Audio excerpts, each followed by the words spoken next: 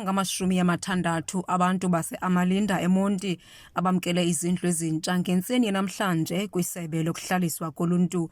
Eli sebe lachonga iintsapho ezilikhulu ezidinga izindlu kodwa lakhe ezingama-80 ze lanikezela ezingama-60 esele zigqityiwe.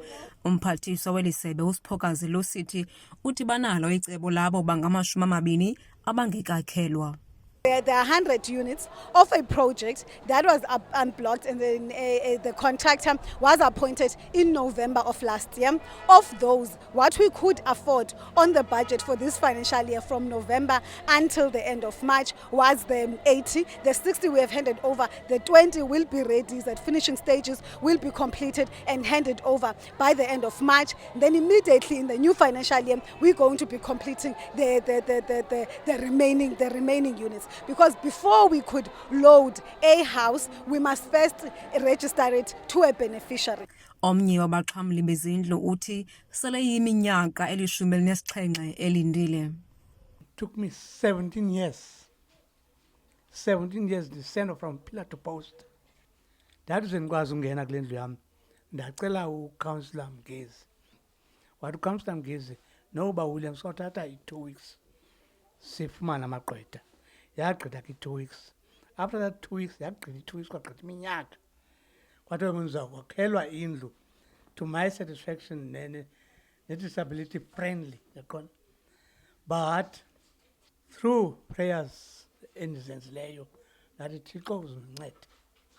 Ndingathi xa ndibhubha ndibhubhele ebukhweni. Ndifuna ubhubhela endlini yam ebiza uWilliams. Ukanti eDuncan Village kubekho uqhankqalazo lwabahlali kanye phambi kokuqala kwenkqubo yokunikezelwa kweempepha zobunini bezindlu kubantu abangama-328 kule lokishi. Abahlali bakhalazela izindlu ezingekakhiwa kunanamhlanje nezingekanikezelwa ngenxa yabantu abahlala kuzo ngokungekho mthethweni. Kuxoxiwe ngezindlu, sayiwina ikhesi yezindlu kuloo nyaka ndingasawaziyo. Sayiwina ikhesi kwathi izindlu zethu mazibuyele kuthi. Bamane bekhutshwa aba bantu behlele ezindlini. Phofu bakhutshwa babekwa apha ecani kwendlu.